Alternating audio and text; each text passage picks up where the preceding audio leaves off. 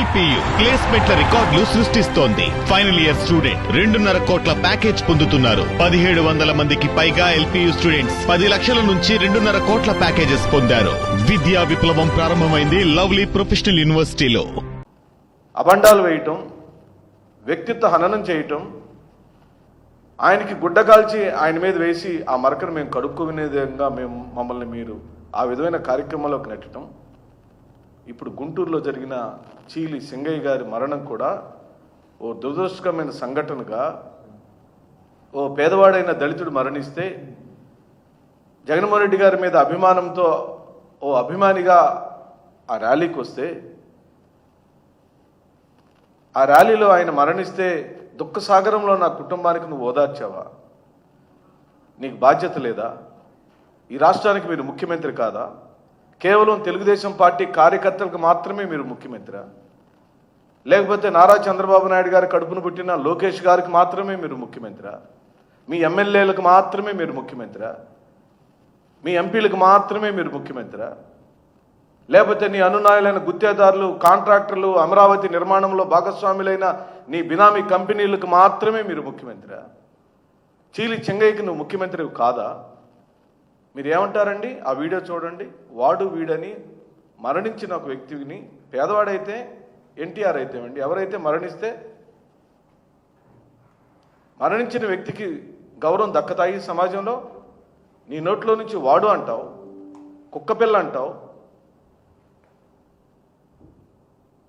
ముఖ్యమంత్రి స్థాయిలో కూర్చొని 45 ఏళ్ల అనుభవం ఉంది అని నాకు నువ్వు చెప్పుకునే నువ్వు ఇంత చవకబారు, దిగజారుడు, అప్రజాస్వామికమైన వ్యాఖ్యలని తీవ్రంగా వైఎస్ఆర్ కాంగ్రెస్ పార్టీ ఖండిస్తుంది. ఇదే నీకు చిట్ట చివరి వార్నింగ్. ఇప్పటికే తెనాలి ఘటనలో అవమానం పొంది రోడ్డు మీద కాళ్ళకి కోటింగులు నువ్వు ఇప్పిస్తే బాధపడుతున్న ఆ సమాజాన్ని గంజాయి అన్నావు, దొంగలన్నావు, రౌడీ షీటర్లు అన్నావు. ఇప్పుడేమో అకాలంగా మరణించి ప్రమాదంలో అసూలు బాపిన ఆ చీలి సింగయ్యని వాడు అనే మాటను సంబోధించావు. కుక్కని లాగినట్టు లాగి పడేశారని చెప్పి అంటున్నావు. ఆ పదాలను వెంటనే వెనక్కి తీసుకోవాలి. ఈ రాష్ట్రంలోని ఎస్సీ విభాగం, రాష్ట్ర వైఎస్ఆర్ కాంగ్రెస్ పార్టీ శ్రేణులన్నీ ఈరోజు సాయంత్రం 5 గంటల లోపల నీ మీద అన్ని పోలీస్ స్టేషన్లలో మా మీద నోరు జారి, ఇదేం కొత్త కాదు నారా చంద్రబాబు నాయుడు నువ్వు మాట్లాడటం, ఇంతకుముందు కూడా దళితుల్లో పుట్టాలని ఎవరైనా కోరుకుంటారా అని నువ్వు అన్నావు. నీ మంత్రివర్గంలోని సభ్యులైన ఆదినారాయణ రెడ్డి, మీకు చదువుకోవటం రాదు, మీరు మురిగ్గా ఉంటారు, మీకెందుకురా చదువులని ఆదినారాయణ రెడ్డి అన్నాడు. నీ విప్పు చింతమనేని ప్రభాకరు, మీకెందుకురా రాజకీయాలు చేస్తే మేం చేయాలని నీ విప్ అన్నాడు. అంటే నీ సంస్కృతి, సాంప్రదాయము, నీ పార్టీ యొక్క సిద్ధాంతము దళిత వ్యతిరేక సిద్ధాంతము. ఈ చీలి సింగయ్య ఓ మాదిగ సామాజిక వర్గానికి సంబంధించిన కటిక పేదరికంలో రోజువారీ కూలీ చేసుకునే ఓ పేదవాడు, జగనన్న పథకాల్లో లబ్ధి పొందిన ఒక పేదవాడు. ఆ జగనన్న తన ఇంటి ముందుకు వస్తే, తన బజార్లోకి వస్తే ఒక్కసారి కళ్ళారా ఆయన చూద్దామని బయటకు వచ్చిన ఆ పేదవాడు ప్రమాదవశాత్తు మరణిస్తే ఆ ప్రమాదం జరిగిందని, గుర్తు తెలియని వాహనం గుద్దిందని నీ ప్రభుత్వానికి సంబంధించిన ఎస్పీ స్టేట్మెంట్ ఇచ్చాడు. ఆ స్టేట్మెంట్ మేమివ్వలేదు, నీ ఎస్పీ ఇచ్చాడు. ఈ రోజు వరకు ఆ గుద్ది వెళ్ళిన వాహనాన్ని నీ ప్రభుత్వం గుర్తించలేదు. ఇది కేవలం ప్రభుత్వం చేసిన దారుణమైన హత్య. ఆ హత్యని కప్పిపుచ్చుకునేదానికి జగన్మోహన్ రెడ్డి గారి మీద నీలాప నిందలు వేస్తున్నావు. ఆయన మీద చవకబారు బజారు మాటలు మాట్లాడావు. ఏమంటావండి నువ్వు? అదే రౌడీ షీటర్లు లేదా నేర చరిత్రలు ఎవరైనా ఇలా చేసి ఉండుంటే కుక్కను కొట్టినట్టు కొట్టారు అనే మాటని నువ్వు వాడావంటే, మరి గోదావరి పుష్కరాల్లో 33 మంది చనిపోయిన మరణాలకు కారకుడైన నిన్ను ఎన్నిసార్లు కొట్టాలి? కుక్కను కొట్టినట్టు, పందిని కొట్టినట్టు ఎన్నిసార్లు బురదలో పొర్లించి కొట్టాలా? ప్రజలు నిజంగానే నువ్వు ఆ రోజు కనుక ప్రజల మధ్యలోకి వచ్చి ఉండుంటే, నువ్వు ప్రజలకు దొరికిండుంటే, గోదావరి పుష్కరాల్లో నీ బ్లాక్ క్యాట్ కమాండోస్ ద్వారా రక్షణ కవచంలోకి నువ్వు వెళ్లకుండా ఉండుంటే ఏం జరిగి ఉండేదో, ఎలా కొట్టుండేవాళ్ళో నీకు స్వయ అనుభవం అయి ఉండేది. అందాకెందుకు కందుకూరు వెళ్ళావు? నీ ఎన్నికల ప్రచారంలో ఇరుకు సందుల్లో అవకాశం లేకపోయినా వేలాది మందిని కిక్కుర్చేటట్టు చేశావు. 8 మంది మరణానికి కారణమైన నిన్ను ఎన్నిసార్లు కొట్టాలండి? ఎలా కొట్టాలి నిన్ను? ఏం భాష అండి నీ మాట్లాడేది? నీ వయసు ఎంతండి?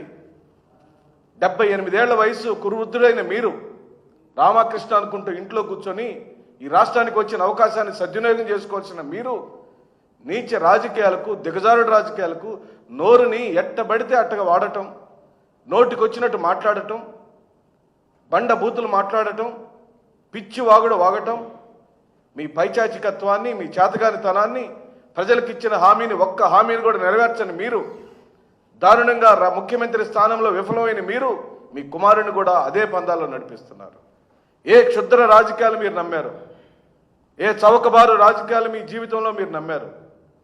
ఎలాంటి రాజకీయాలు మీరు అవలంబించారో అదే వైఖరిని, అదే వరవడిని, అదే సరళిని మీ కుమారుడికి కూడా చక్కగా మీరు నేర్పిస్తున్నారు. ఆయన ఇంకొక స్టెప్ వేశాడు.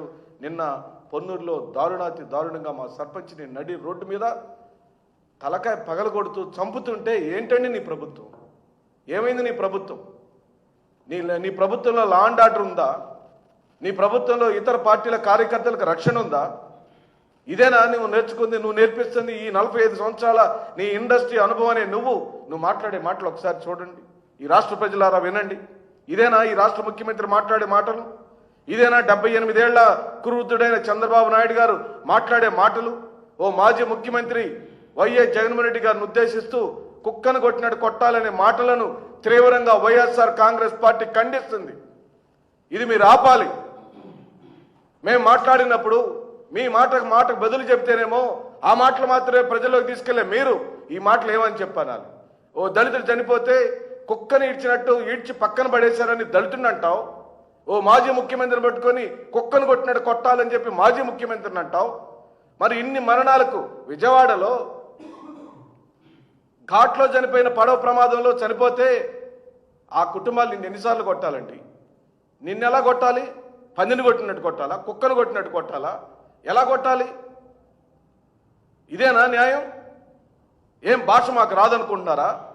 అంటే పోలీస్ కేసులు పెట్టి పోలీస్ కేసుల్లో నెలల తరబడి దళిత నాయకత్వం అణిచివేసి బూట్కాలతో తన్ని మెడ మీద కత్తి పెట్టి ఈ విధమైన రాక్షస రాజకీయాలు నువ్వు చేస్తే ఆ రాజకీయాలు మేము చూసి మేము భయపడి పారిపోతాం అనుకుంటున్నారా?